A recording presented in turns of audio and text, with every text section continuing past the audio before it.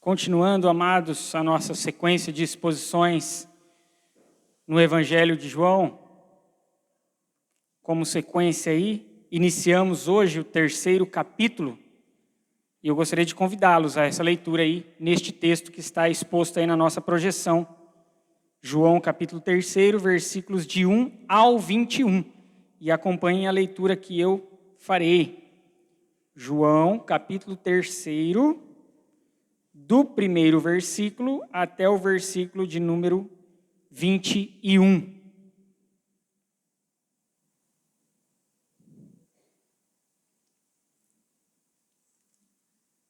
Nos diz assim a palavra do Senhor. Havia entre os fariseus um homem chamado Nicodemos, um dos principais dos judeus.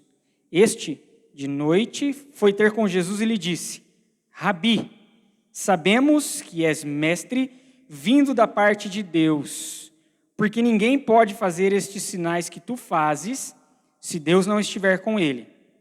A isto respondeu Jesus: em verdade te digo, se alguém não nascer de novo, não pode ver o reino de Deus.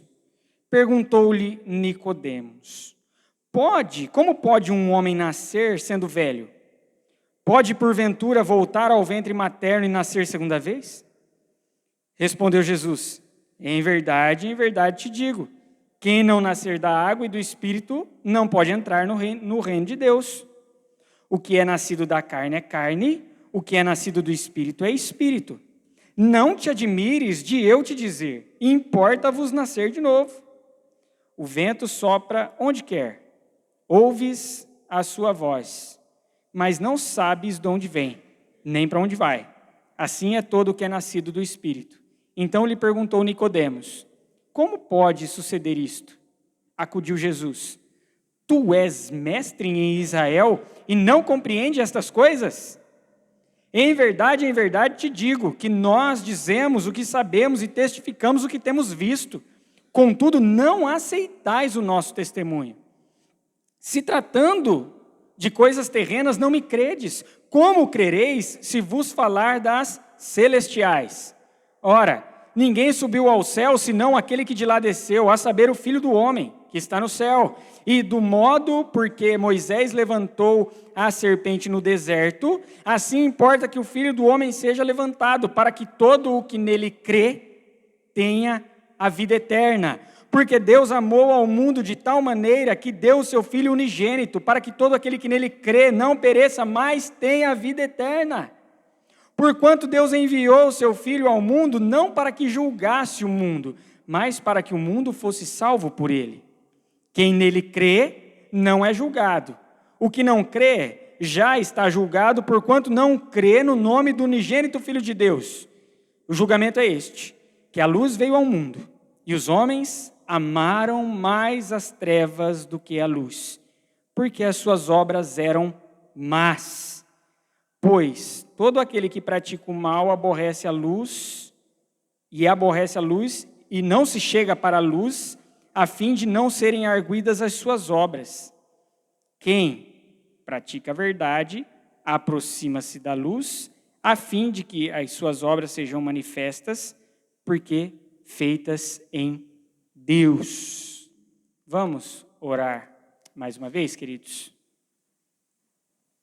Querido Deus, amado Pai, nós clamamos a ação do Teu Santo Espírito neste momento, Deus, para que possamos compreender qual a boa, santa e agradável vontade do Senhor para as nossas vidas por meio dessa exposição e dessa reflexão.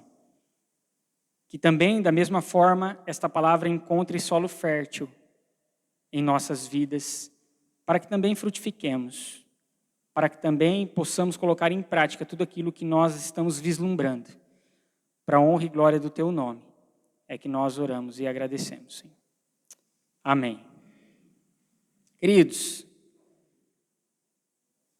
o anseio da humanidade, um dos anseios da humanidade, desde os primórdios desta humanidade, é saber de algumas questões. E uma dessas questões é a respeito da vida eterna. O que Existe algo para além daqui? Existe um lugar onde nós estaremos quando isso aqui se for, quando a nossa vida for requerida, quando nós morrermos? Existe vida após a morte? E se existe um lugar, se existe aí um chamado, como os cristãos dizem, um chamado paraíso, como que nós podemos desfrutar do paraíso? Como que nós agradamos o Senhor desse paraíso para que possamos adentrar neste lugar? Esse sempre foi um dos anseios. Filosoficamente, durante toda a história, você tem pessoas das mais diversas nações, concepções, ideais e cultura levantando esses tipos de questões. Essas perguntas. E não é diferente quando nós olhamos para as Sagradas Escrituras. Esse texto é um exemplo de que os religiosos, aqueles que criam em Deus, também tinham esse anseio. Também tinham esses questionamentos. Percebemos isso também quando, certa vez, Jesus encontra um jovem e ele diz: bom mestre, que farei eu para herdar a vida eterna? É um anseio que consome a humanidade. E como nós vimos neste texto, Nicodemos também, mesmo que Nicodemos não tenha diretamente perguntado a Jesus sobre isso, Jesus é aquele que sonda os corações. E ele sabe aquilo que estava no mais profundo do ser de Nicodemos, e ele mesmo levanta essa questão. Quando nós voltamos ao texto que nós lemos na semana passada, aquela transição que vai do capítulo 2, versículo 23 ao 25, nós temos ali, Jesus, nos relatado que Jesus realiza muitos sinais e muitas pessoas creem no nome de Cristo. Mas o próprio Jesus não se confiava a elas, porque Jesus conhecia todas elas, não precisava que ninguém lhe desse testemunho a respeito dos homens, porque sabia o que havia na humanidade, na natureza humana, no homem. Jesus conhece, não se confia. Jesus não botava fé naquela fé porque era uma fé não engajada. Era uma fé não compromissada. Se a gente pegar aqui o finalzinho do versículo 25, que diz aqui, porque ele mesmo sabia o que era a natureza humana, e ligar com o início do versículo 1, por essa tradução aqui a gente não consegue perceber muito bem. Mas olha só como que fica quando a gente pega uma tradução mais livre do texto grego. Finalzinho do 25 e o início do primeiro versículo do capítulo 3. É como se João estivesse dizendo assim: Jesus sabe o que há no homem, o que havia no homem. Aí o início do capítulo 3. Ora, havia um homem, a mesma construção que ele termina no versículo 25, ele começa o versículo 1. Ele está dizendo, Jesus sabe o que há no homem. Ora, há um homem que, aí vai falar acerca de Nicodemos. Então lembra que no domingo passado eu falei que essa fé era uma fé que poderia redundar numa fé genuína ou ela poderia abandonar de vez? Então a gente percebe que há pessoas que são interessadas, e Nicodemos é uma dessas pessoas que haviam crido em Cristo Jesus, e Nicodemos o procura depois, porque o teor é o mesmo. Ele chega perguntando para Cristo, olha, nós sabemos, e aí provavelmente ele está tomando a sua palavra com mais pessoas junto com ele, está levando a concepção de mais pessoas junto com ele, mesmo ele estando sozinho. Ele está dizendo, sabemos que tu és mestre, vindo da parte de Deus, porque ninguém pode realizar os sinais que você está realizando se Deus não estiver com ele. Nicodemos vai procurar a Jesus com um anseio, com um desejo, com uma busca que Jesus sonda, que é como desfrutar do paraíso, como ver o reino de Deus, como entrar no reino de Deus, como herdar a vida eterna. Vida eterna que é um dos assuntos que mais tomam lugar no Evangelho de João. Se você ler esse Evangelho todo, você vai ver que inúmeras vezes João traz esse tema à tona, da vida eterna. Como herdar a vida eterna? Como desfrutar do paraíso? E aí Jesus Cristo começa um diálogo com esse homem, com esse religioso. E a primeira coisa que Jesus mostra para ele é que o desfrutar do paraíso acontece quando nós não cremos no nosso próprio desempenho. Não crer no nosso próprio desempenho. Nicodemos, um dos principais dos judeus do partido dos fariseus, um dos homens mais importantes dentro da religião judaica do primeiro século.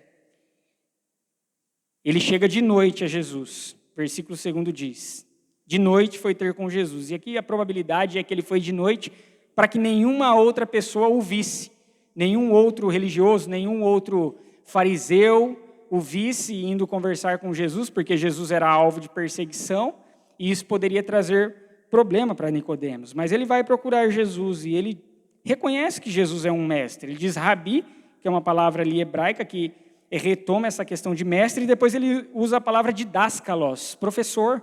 Sabemos que é professor, que é mestre, que vem da parte de Deus, porque os sinais que você realiza não podem acontecer se Deus não estiver com ele. Mas Cristo responde uma coisa que não parece ter muito a ver com aquilo que Nicodemos está dizendo, não é verdade? Está dizendo, sabemos que o Senhor vem da parte de Deus, porque ninguém pode realizar os sinais que estão sendo realizados se Deus não estiver com ele. E aí nós temos Jesus respondendo, em verdade te digo, que se alguém não nascer de novo, não pode ver o reino de Deus. Jesus sonda os corações. Lembra como foi com Natanael? Uns textos anteriores a este que nós lemos? Quando Natanael chega diante de Jesus, Jesus diz assim, eis aí um judeu em quem não há engano, um verdadeiro judeu. E ele diz, como o Senhor me conhece? Antes de Filipe te achar, eu te vi debaixo da figueira. Jesus conhece o íntimo das pessoas. O texto anterior do domingo passado, versículo 23 a 25, mostra que Jesus conhece o interior, conhece o coração. Sabe o que existe no âmago do nosso ser. Embora Nicodemos não tenha perguntado, Jesus sabe que o anseio dele é o que eu faço para herdar a vida eterna? O que eu faço para agradar a Deus? Se percebe de fato, de verdade, em Nicodemos, um desejo de agradar a Deus. Nos parece mesmo que externamente que Nicodemos tem um desejo sincero no seu coração e uma busca para agradar ao Senhor, e ele vai a Jesus porque ele quer saber o que eu faço para agradar ao Senhor, o que eu faço para ver o reino de Deus, o que eu faço para desfrutar do paraíso na presença do Senhor plena e eternamente. Jesus sabe, e por isso que Jesus diz, em verdade te digo, quem não nascer de novo não pode ver o reino de Deus, não pode herdar a vida eterna, não pode estar com Deus na sua plenitude quando for e chegar o tempo de ir para o paraíso. Esse é o grande desejo, essa é a grande questão que está no coração de Nicodemos. Ele chega ali dando uma ensaboada, mas Jesus é direto, porque Jesus conhece o coração. Nascer de novo aqui, há um jogo de palavras nesse nascer de novo, ele pode tanto significar nascer outra vez mesmo, ou nascer de cima. O que faz muito sentido aqui. Mas quando Jesus então diz isso a Nicodemos, e aí o versículo 4 vai dizer, perguntou-lhe então Nicodemos, como pode o homem nascer sendo velho? Pode porventura voltar ao ventre materno e nascer segunda vez? Ele entende literalmente o que Jesus está dizendo. Lembra-nos a ocasião em que Cristo disse para os religiosos, olha, destruam este santuário e em 3 dias eu o reconstruirei. Quando ele falava do santuário do seu corpo, e aqueles que estavam ali entendem literalmente. Como que você vai reconstruir algo que está sendo há 46 anos sendo edificado? Nicodemos entende literalmente, mas olha só por que ele entende literalmente. Não é porque Nicodemos é incauto, não é porque ele não tem inteligência, ele não consegue compreender. É porque, olha só, a expressão nascer, ela tem vários sentidos quando nós olhamos para a expressão grega. Um dos sentidos dela, metafórico, é converter-se. Converter-se. E aí pensa, um homem religioso e, ao que nos indica, piedoso, Jesus Cristo está dizendo para ele que ele precisa se converter. Ele vai dizer, penso eu, que passou pela cabeça daquele homem, eu prefiro entender que literalmente alguém precisa nascer de novo do que eu precisar me converter. Porque eu sou religioso, eu dou esmola, eu pratico caridade, eu dou o meu dízimo no templo, eu faço bem às pessoas, eu tenho minha rotina de oração e devoção diária, por que eu preciso me converter? Eu prefiro acreditar que Cristo está falando literalmente, que alguém volta para o ventre materno e a mulher dá luz de novo e ele nasce. Porque é chocante para ele. Como que Cristo vai dizer que ele precisa se converter? E aí ele pergunta, como pode um homem velho nascer de novo? Ele prefere entender literalmente do que pensar que Cristo estava dando a entender que ele precisava de algum tipo de conversão. E aí o versículo 5, Jesus responde novamente, em verdade te digo, quem não nascer da água e do Espírito não pode entrar no reino de Deus. Retoma aquela pregação de João Batista, né, que nós vimos ali no primeiro capítulo. A água é o sinal da purificação, daquele que é purificado, e o Espírito é aquele que dá o poder, que derrama a autoridade de Deus àqueles que o recebem e podem então, a partir disso, serem chamados filhos de Deus. Filhos de Deus.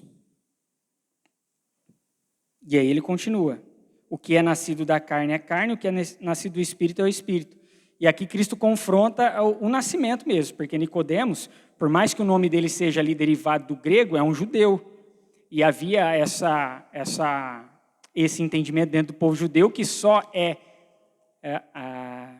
abarcado pela graça, só é inserido na graça de Deus aquele que é judeu. Ou judeu de sangue, nascido, ou que se convertia ao judaísmo. Mas Cristo está dizendo que é nascido da carne é carne. Não há privilégios de sangue. Não há privilégio de nascimento.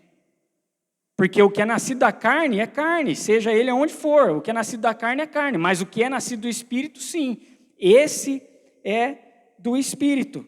Jesus está dizendo, não é desempenho étnico. Não é desempenho religioso. O desfrute do paraíso não depende disso, não, Nicodemos. Mesmo você sendo um cara piedoso. E aí ele vai dizer, não te admires de eu te dizer, não fique surpreso. Não fique embasbacado de eu te dizer que você precisa nascer de novo. Que você precisa nascer de cima. Ou que você precisa converter-se. Não fique admirado. Não fique admirado. Porque o vento sopra onde quer, ouves a sua voz, mas não sabes de onde vem, nem para onde vai. Assim é todo que é nascido do Espírito. Cristo está falando da liberdade que há em Cristo Jesus.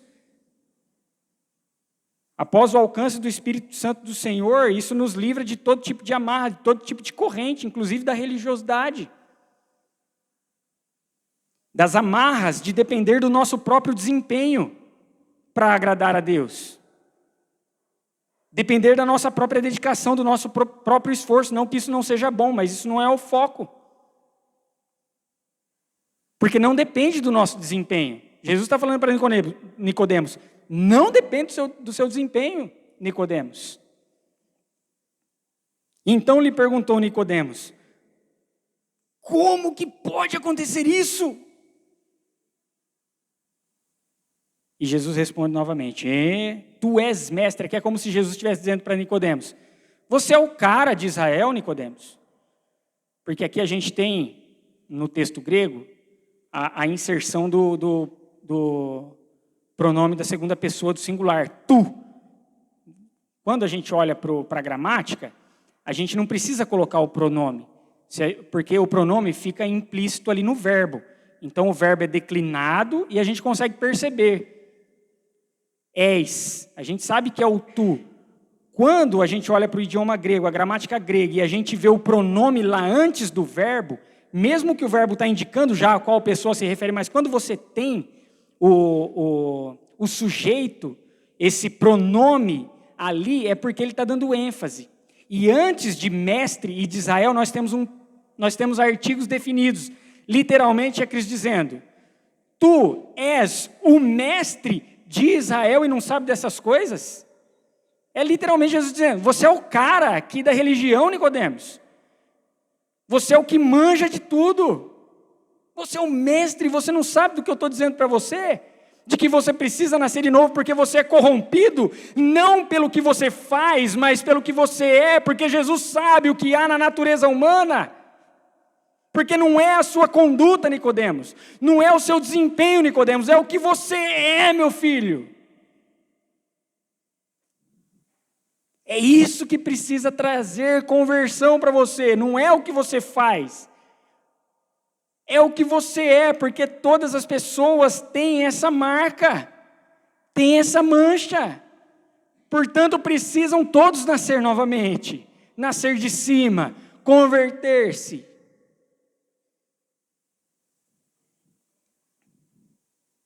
Tu és o mestre de Israel e não compreendes estas coisas? Em verdade te digo, que nós dizemos o que sabemos e testificamos o que temos visto. Contudo, não aceitais o nosso testemunho. Aqui Cristo fala no plural porque ele está retomando ali a autoridade que havia em João Batista, dos testemunhos que João Batista já traz lá do primeiro capítulo. E se você continuar aqui a partir do versículo 22, é retomado novamente algum testemunho ali de João Batista. Então, Jesus está trazendo à tona o testemunho que João Batista deu acerca de Jesus e a pregação de João Batista acerca de Jesus e a própria autoridade de Jesus daquilo que ele está falando. E ele está dizendo: mas não aceitais o nosso testemunho. Ele está se revelando. João está falando, mas eles negam a se reconhecer como alguém que precisa daquele que está à sua frente. Aí a gente volta, lembra da sequência, capítulo 1, ele é a luz que veio ao mundo, mas o mundo preferiu as trevas. Ele veio para o que era seus, mas os seus não o receberam. E aí João Batista mais para frente diz: no meio de vocês está quem vocês não conhecem. A revelação está sendo dada o tempo todo. O testemunho e o testificar acerca de Jesus está sendo o tempo todo incutido, colocado, revelado, refletido, mas eles não aceitam o testemunho. Jesus reforça.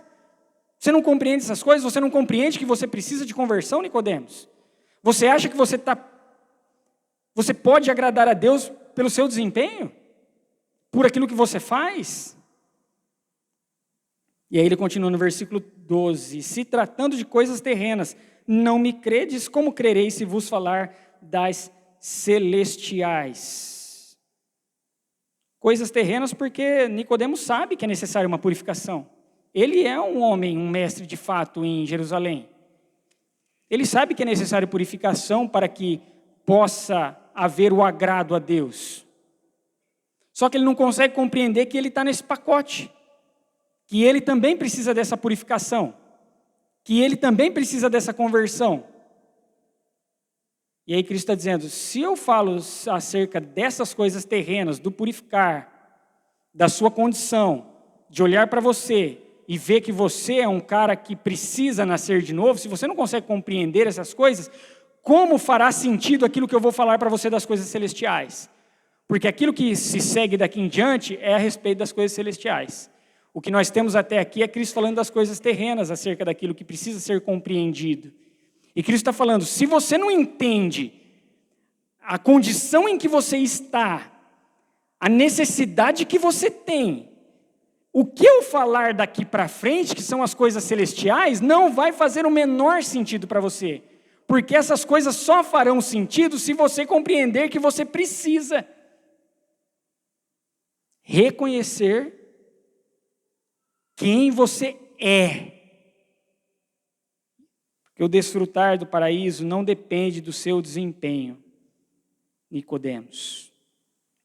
E desfrutar do paraíso não depende do nosso desempenho, queridos irmãos e irmãs. E nós sabemos disso, não sabemos? O problema é que nós não vivemos dessa forma muitas vezes. Nós sabemos que não é o nosso esforço que toma o reino dos céus à força. Nós sabemos que não é a minha piedade que faz Deus se agradar, porque não é o que eu faço que agrada a Deus ou desagrada a Deus, é a condição em que eu estou inserido que mostra que eu sou corrupto e desesperadamente necessitado de algo a mais que vai muito além de mim, muito além, infinitamente além de mim, algo que eu não consigo alcançar de forma nenhuma pelas minhas próprias forças, porque não depende do meu desempenho, mas essa é a ideia que é incutida em nosso meio. E eu dou um exemplo para vocês. Eu vou dar esse exemplo porque é um exemplo que eu já tive contato algumas vezes. Eu já tive conversa algumas vezes com algumas pessoas, e elas tinham, por exemplo, ali, alguns fumavam ou bebiam exageradamente. E aí, eles conversando com a gente, diziam: ô pastor, não, eu vou para a igreja, eu vou, mas espera eu parar de fumar e eu parar de beber. Depois de eu parar de fumar e de eu parar de beber, aí eu vou para a igreja. O que há de errado nessa frase? Ele está atrelando o agrado a Deus ao desempenho dele. Porque ele está dizendo, quando eu tiver um bom desempenho, porque o que eu estou fazendo hoje não é legal, tá? Mas quando eu tiver um bom desempenho, aí eu vou. E aonde que ele aprendeu isso, se muitas vezes essas pessoas não são de contexto de igreja? Aonde que eles aprenderam isso? Ouvindo de cristãos, ouvindo de crentes, que diz que se ele estiver fumando, ele não pode vir para a igreja. Se ele bebe muito, ele não deve vir para a igreja. Legalismo. Achar que a salvação depende, o desfrutar do paraíso, o desfrutar da presença do Senhor depende do nosso desempenho. É um desafio, por exemplo, com as nossas crianças, os nossos filhos. Eu, em conversa com o Ministério Infantil, a liderança, eu falava, a gente cresce num ambiente que está dizendo para a criança assim o tempo todo: você precisa obedecer, você precisa fazer, você precisa parar de fazer isso, você não pode, não pode, não pode. É só regra, legalismo, obediência. A criança fica com isso na cabeça e não é isso, porque ela vai pensar que é o desempenho dela que agrada ao Senhor, e não é o nosso desempenho adulto que agrada ao Senhor, e nem o desempenho da criança que agrada ao Senhor. Não depende do nosso desempenho, mas é um desafio, porque quando é pequenininho, igual o tamanho do Ian, é o tempo todo: não pode, filho, pode, e o bichinho é arretado, e a gente fica um tempo todo, mas vai chegar um momento que ele precisa compreender que não é só isso. Aliás, o foco não é isso.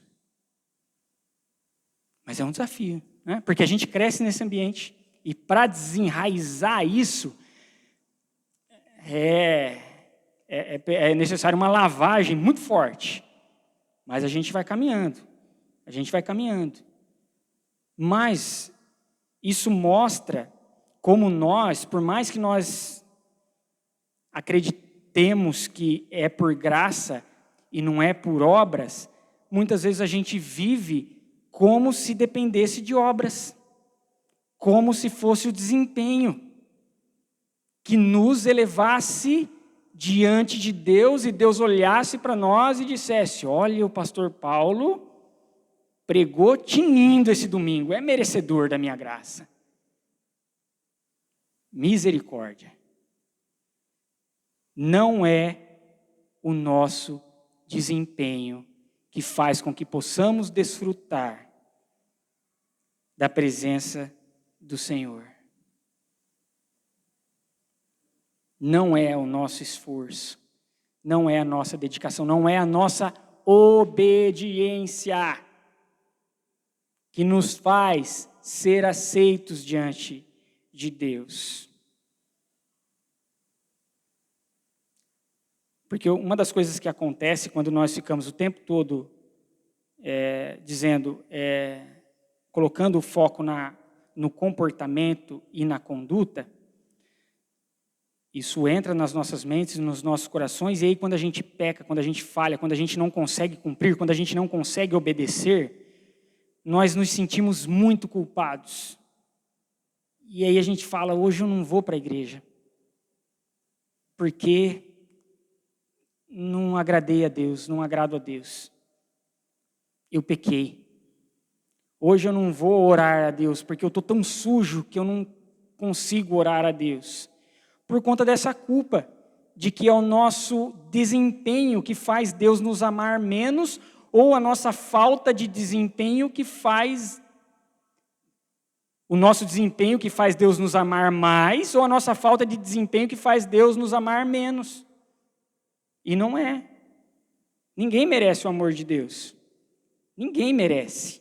Absolutamente ninguém. Sendo bom ou mal o desempenho. Isso não mudará. Que ninguém é merecedor do amor de Deus. Não desfrutaremos do paraíso fundamentados, baseados, basilados em nosso próprio desempenho. Isso não acontecerá. Quando nós voltamos para o texto, nós temos a sequência agora de um diálogo. Até aqui, Jesus está dialogando com Nicodemos. A partir do 13 em diante, do 12 na verdade, do 11 em diante, muda-se a característica literária e vai para um discurso. Nicodemos não fala mais a partir daqui. Quem fala apenas a partir daqui é Jesus Cristo.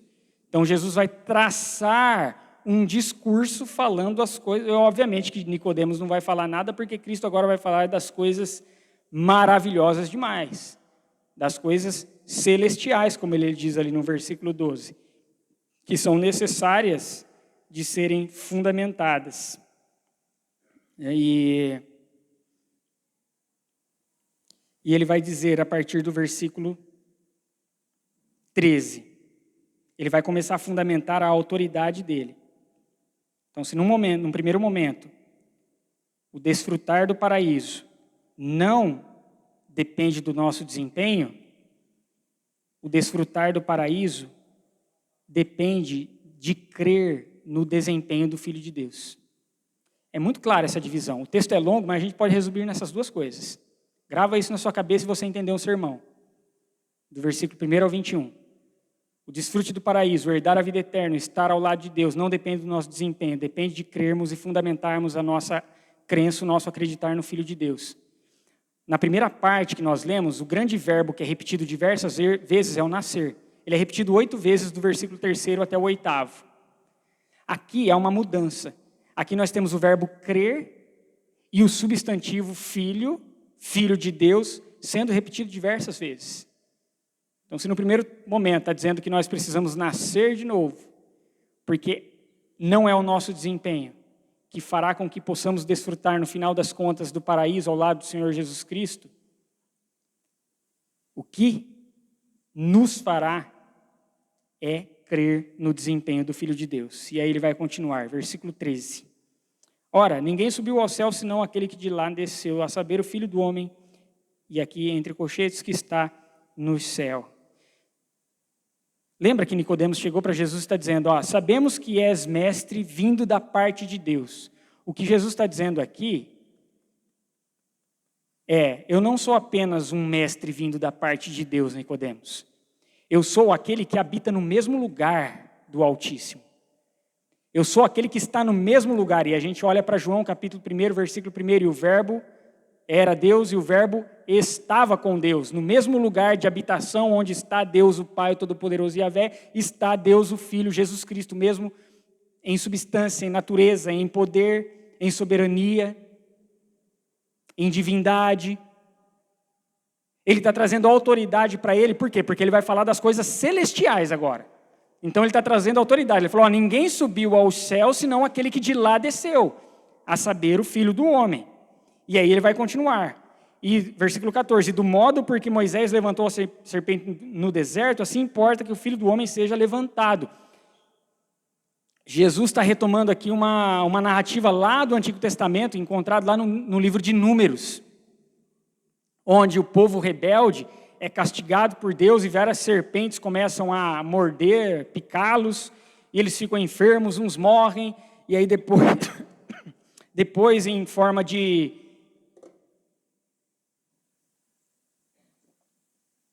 aliviar o sofrimento, Deus pede que Moisés construa uma serpente de bronze e a levante para que todo aquele que estiver ferido, ao olhar para essa serpente, ele seria curado. Imediatamente. Aquele que olhar para a serpente será salvo, terá a sua vida preservada e a picada de morte não fará efeito. Jesus está dizendo, da mesma forma, é necessário que o Filho do Homem seja levantado. Seja levantado por quem? Pelo próprio Deus. É um verbo passivo, né? Seja levantado. Alguém precisa levantar. Quem o levanta? Não tem o sujeito aqui na frase. É uma passiva divina. É Deus quem o levanta. Será levantado por Deus, para que todo aquele que olhá-lo tenha a sua vida preservada, não mais temporariamente. Não mais de maneira passageira, porque aqueles que olharam para a serpente no Antigo Testamento, depois morreram novamente.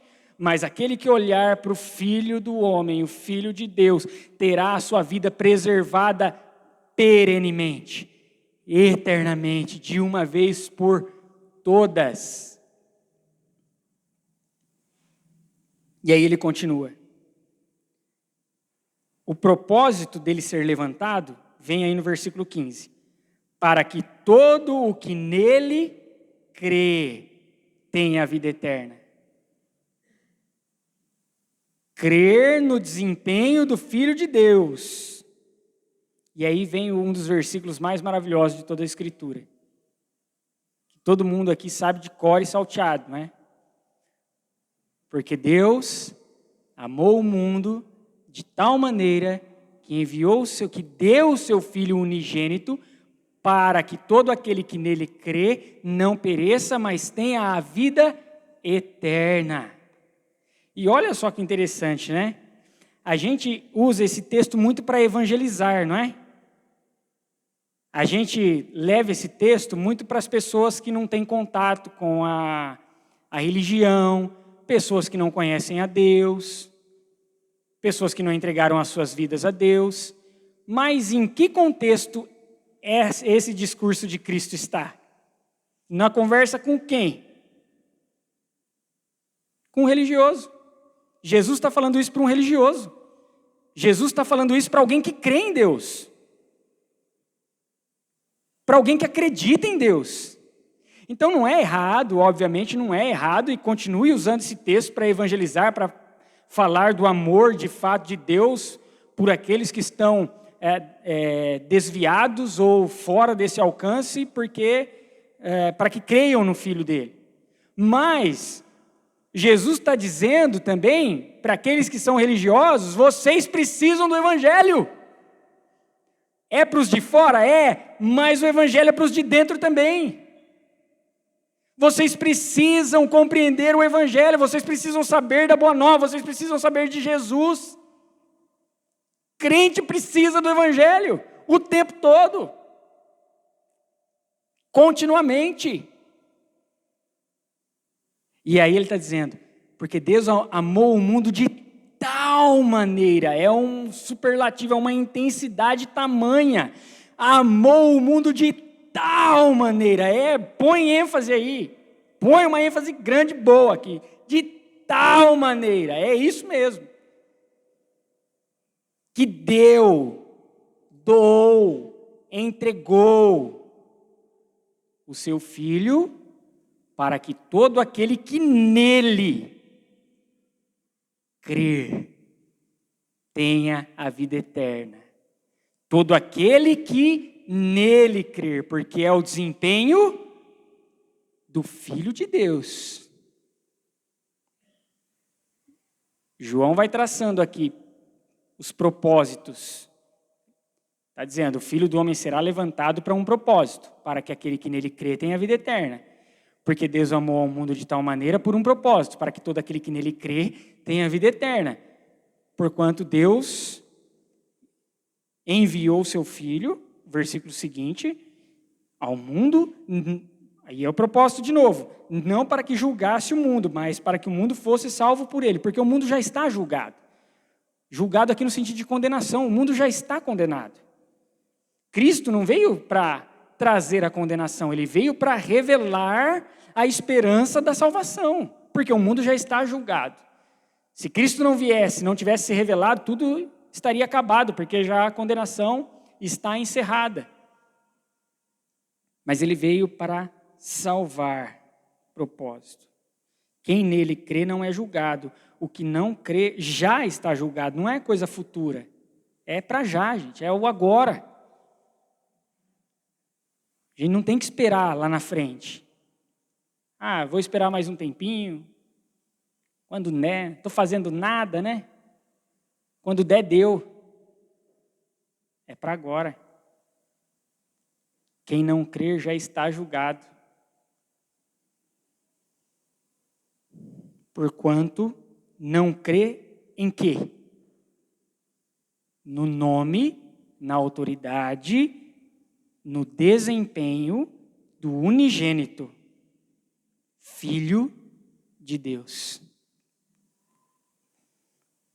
E aí ele fala que julgamento é este. O julgamento é este, que a luz veio ao mundo e os homens amaram mais as trevas do que a luz, porque as suas obras eram más.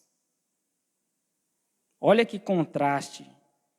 Versículo 16, a gente tem uma ênfase grande de intensidade, dizendo, porque Deus amou ao mundo, e mundo aqui, existem alguns significados para mundo no Evangelho. Algumas vezes ele vai ter o sentido de um sistema que está contrário aos princípios de Deus, outras vezes vai ser o universo, o cosmos, toda a criação, e aqui, como em outros textos, ele vai significar a humanidade caída que carece do amor de Deus.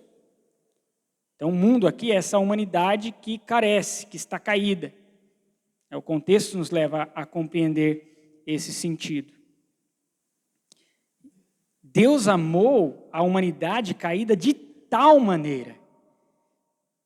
Ele amou muito, porque o resultado desse amor foi a entrega do seu próprio filho. Só que o que acontece com muitos? Eles amaram mais as trevas. Olha que coisa maluca, gente. Não parece doido quando a gente lê desse jeito? Deus amou o mundo de tal maneira que deu o seu Filho para que nós, caídos, corruptos, miseráveis, pequenos, infectados pelas marcas e manchas do pecado, pudéssemos ter a revelação da luz e nos achegarmos à luz e receber dessa salvação. E muitos miseráveis continuam amando mais as trevas. Porque a luz foi dada ao mundo, mas muitos preferiram viver nas trevas. É uma guerra de amores, é uma guerra de desejos. Enquanto Deus amou o mundo de tal maneira, esses amam mais as trevas.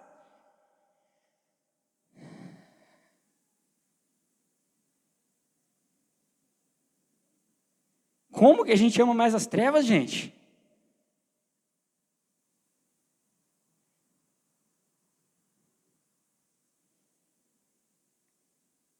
Como?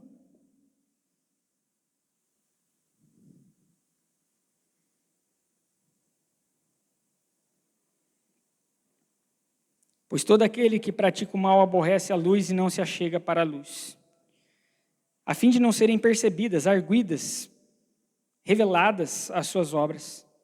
Quem, pois, pratica a verdade aproxima-se da luz, a fim de que as suas obras sejam manifestas, porque feitas em Deus.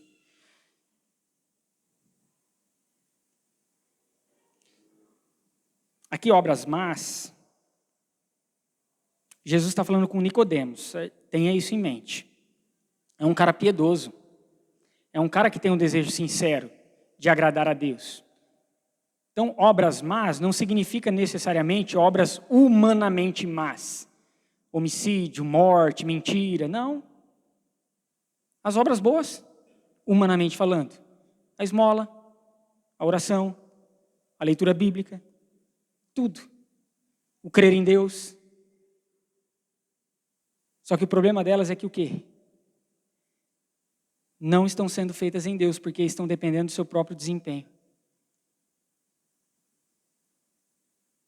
Obediência e boa conduta, longe da luz, é tão pecado quanto a desobediência. Grava isso na sua mente.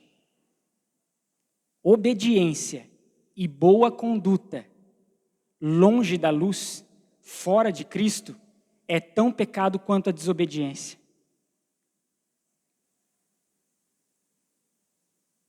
Que doideira, né? As nossas boas obras e o nosso desempenho não nos colocam diante do Senhor aceitáveis. O que nos coloca diante do Senhor aceitáveis é o desempenho do Filho dele. Paulo diz na sua epístola aos Romanos, capítulo 8, versículos 3 e 4. Porquanto que for impossível a lei no que estava enferma pela carne, isso fez Deus, enviando o seu próprio Filho, em semelhança de carne pecaminosa, e no tocante ao pecado, e com efeito condenou Deus na carne o pecado, a fim de que o preceito da lei se cumprisse em nós, que não andamos segundo a carne, mas segundo o Espírito. Resumidamente, Paulo está dizendo, a lei é boa, mas nós não temos capacidades de cumpri-la, porque o nosso desempenho não é aceitável, uma vez que a nossa essência está corrompida. Então, aprove a Deus enviar o seu Filho, para que ele cumprisse, satisfizesse aquilo que a lei exigia, e o desempenho dele fosse aprovado por Deus, para que nós fôssemos abarcados pelo desempenho dele. É o desempenho de Cristo que é derramado sobre nós. Se há uma mensagem desesperadora de que nós, pelo nosso próprio desempenho, não temos a mínima condição de agradar a Deus, há uma notícia maravilhosa dizendo que Deus amou o mundo de tal maneira que deu o seu Filho, doou, para que todo aquele que nele crê possa receber dos benefícios do seu bom desempenho, do seu perfeito desempenho, do seu pleno desempenho.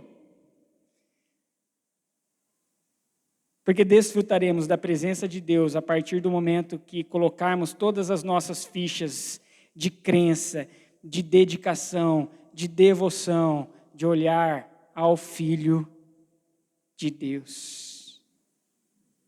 Por isso que precisamos olhar para este que foi levantado, crer neste que foi levantado e permanecer, que é o que Cristo diz e é o objetivo de João nessa epístola, e vocês vão me cansar de ouvir falar sobre isso.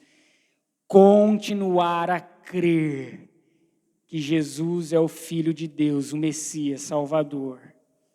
Ele foi obediente até o fim. Ele cumpriu o seu propósito até o fim. E Jesus, então, se coloca como aquele que é o nosso maior desejo. Olha só. Quando as pessoas dizem lá, eu quero parar de fazer tal coisa, e assim que eu parar de fazer tal coisa, assim que eu largar o meu vício, assim que eu largar a mentira, assim que eu largar alguma coisa de ruim, aí eu vou para a igreja. E aí a pessoa coloca a esperança na força dela, de que ela tem condições de largar isso. E ela foca no sintoma. O sintoma é a mentira, o sintoma é o fumar, o sintoma é o beber, o sintoma é o adultério, o sintoma é um monte de coisa. Mas qual é a causa de tudo isso? A natureza. Ela precisa ser tratada. Porque se trata apenas dos sintomas, haverá transição de vícios. Então, por exemplo, uma pessoa fala, se a gente pensar, por que uma pessoa mente? Ou por que uma pessoa fuma? Ou por que uma pessoa bebe? Um exemplo, porque ele quer ser aceito em determinado grupo. Eu vou aderir a um costume porque eu preciso ser aceito neste grupo, eu preciso ter a aprovação dessas pessoas. Então, por isso eu vou mentir. O sintoma. Aí você coloca na cabeça dela, você não pode mentir, não pode mentir, não pode mentir, aí a pessoa para de mentir. Parou de mentir. Mas a causa ainda está lá, que é o quê? O desejo de ser aprovado por outras pessoas. Então, ao invés de mentir, ela vai arrumar uma outra coisa para fazer, para ser aprovada diante das pessoas. Há uma transição de pecado. Há uma mudança de sintoma. Um sintoma foi tratado, mas surge outro, porque não foi tratado a raiz, o desejo de ser aprovado. E aí nós não precisamos de desejo de ser aprovados, porque Deus nos torna aprovados pelo desempenho do seu Filho. Percebe, então? O que eu falo para essas pessoas quando elas me dizem, eu preciso parar? Eu falo, não, vem fumando. Se quiser que eu coloque um cinzeiro lá fora, você apaga o seu cigarrinho e depois você entra. Vem bebendo. Não para entrar bebendo, mas... Vem sendo um mentiroso. Vem sendo um mau caráter. Porque Não é pelas suas forças que você vai conseguir se tratar, mas é em Cristo Jesus e pelo alcance do Evangelho que a sua vida pode ser transformada. E pode ser que você não perca o desejo, pode ser que você não perca o desejo de mentir, pode ser que você não perca o desejo de ficar olhando pessoas, pode ser que você não perca o desejo de beber, mas quando você se deparar com uma situação, a partir do momento que Cristo entra no nosso coração e Ele se coloca como nosso maior desejo, é uma guerra de amores, e aí você vai dizer, diante da situação e do pecado, eu desejo mentir, mas eu desejo mais a Cristo. Eu amo mais a Cristo, então eu não preciso mentir. Eu amo mais fumar. Eu amo fumar, eu desejo fumar, mas eu desejo e amo mais a Cristo. Então, Ele, pelo seu Santo Espírito, vai prover o poder, porque se há poder de conseguir eliminar essas coisas, é só pelo Espírito Santo. Eu tenho desejo de consumir coisas ruins, mas hoje o meu desejo maior é Cristo. Se colocando diante dEle, Ele é que nos fará, pelo seu Santo Espírito, romper com essa barreira do pecado e do mal. Não é o nosso desempenho. Quando a gente se depara com uma situação onde nós somos seduzidos pelo pecado, não adianta você pensar assim, eu vou vencer, eu sou forte, eu vou conseguir, eu vou passar por cima disso. Você não vai. Surgiu a tentação, surgiu o pecado diante de você, é no mesmo instante, se coloque diante de Deus, ora, clama o poder do Espírito Santo, naquele instante, naquele momento, porque Ele é poderoso para te fazer romper com o pecado, não é a sua força, não é o seu desempenho, é o desempenho de Cristo, é o poder dEle. É uma guerra de desejos, é uma guerra de amores. Deus amou o mundo de tal maneira, o que nós estamos amando? Mais as trevas ou mais a luz? Pode ser que Deus faça os nossos desejos pecaminosos ruírem, Ele tem poder para isso. Mas e se não fizer? Algumas pessoas me diziam, pastor, é pecado ir para a igreja sem vontade. Eu falei, não, é pecado ficar em casa. Porque a sua vontade é de ficar em casa mesmo. A nossa carne quer ficar em casa. Assistindo o falido Domingão do Faustão, né? Nem existe mais, sei lá o que tem agora no lugar disso aí. O nosso desejo é ficar lá. A nossa natureza é manchada e marcada pelo pecado. Ela não quer aquilo que nos fará romper com ela. Então é ir mesmo sem vontade. É orar para Deus, é ir sem vontade. É fazer as coisas sem vontade. Olha, você trabalha, você não está com vontade, você deixa de trabalhar? Olha, se você está deixando de trabalhar, você é pica-fumo, hein? Mas você não deixa de trabalhar.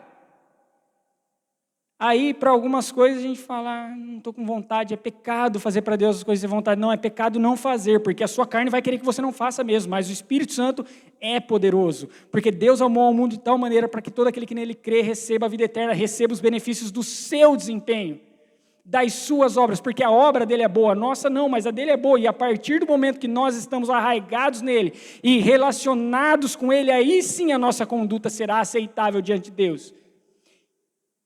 Então não entenda que a obediência não é boa, não entenda que a conduta não é boa, mas que essas coisas afastadas de Cristo Jesus são boas para a sociedade.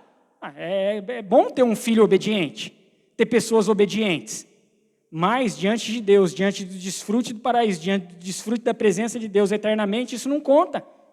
Se estiver afastado da luz que é Cristo. Porque nele as obras são feitas em Deus, versículo 21. Obras feitas em Deus. Pode ser as mesmas obras, boas. Aquelas que estão longe da luz, igualmente pecado da desobediência. Aquelas que são feitas em Deus, é abarcada pelos benefícios do desempenho de Cristo. Paulo diz mais, na segunda epístola aos Coríntios, capítulo 5, versículo 17, e assim, se alguém está em Cristo, é nova criatura. As coisas antigas já, eis que se fizeram novas. A obediência, a conduta, que são coisas extremamente importantes, feitas em Deus, nos coloca debaixo do alcance gracioso e desse convite amoroso de Cristo Jesus, de Deus. Porque Deus amou o mundo de tal maneira que deu seu único filho, seu unigênito filho, para que todo aquele que nele crê, no seu desempenho, na sua obra, na sua obediência, tenha a vida eterna. Ver o reino, herdar o reino de Deus, desfrutar do paraíso, morar com Cristo, não depende do nosso desempenho, mas se fundamenta no desempenho do Filho.